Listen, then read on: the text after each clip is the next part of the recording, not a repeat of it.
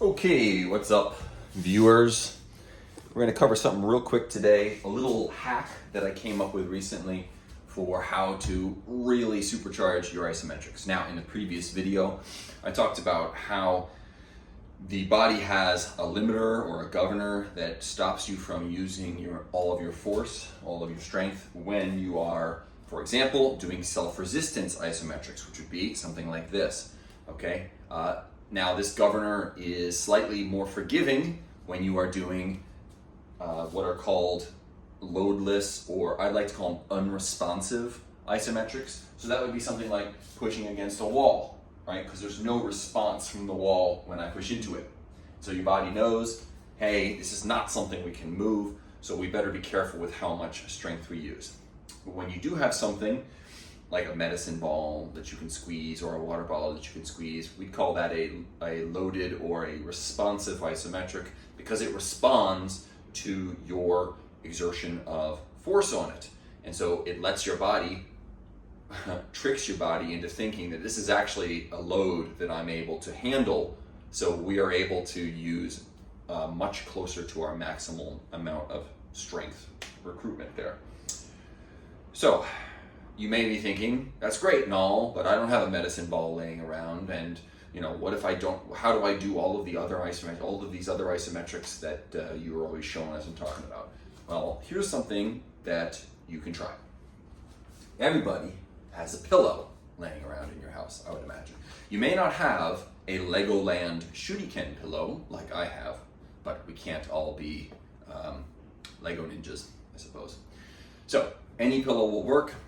You obviously want one though that has a bit of firmness to it. You don't want like a down pillow that's just a bunch of goose feathers or something like that that's going to give way right away.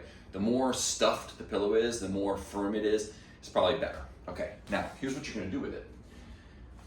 Let's take this isometric, the twist isometric, where you're going to put your hands against the wall.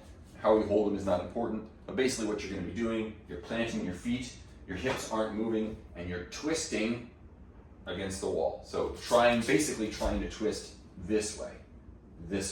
It's not swinging a baseball bat where you're twisting your hips into it. It's twisting this way. You'll still get the lower portion of your body involved. Give it a try, you'll see what I'm talking about. But we add in a pillow, put it against the wall, put your hands against the pillow, and now do it. And I want to slowly press into the pillow until I get to the point where I can't press it anymore.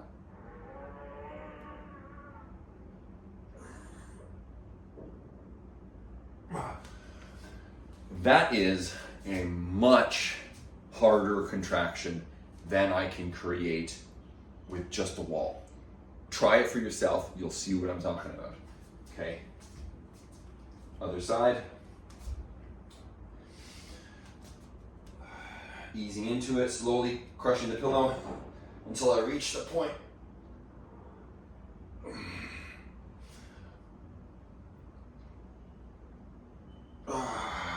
Okay, great.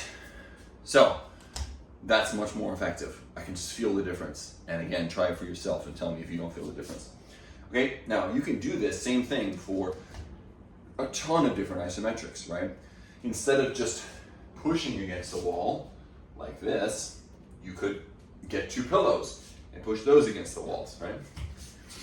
Another one that I like is a sort of crush isometric where you're pressing down like this on something, okay? It really works, hits the abs, triceps, lats, all that stuff gets involved. Well, do it with a pillow.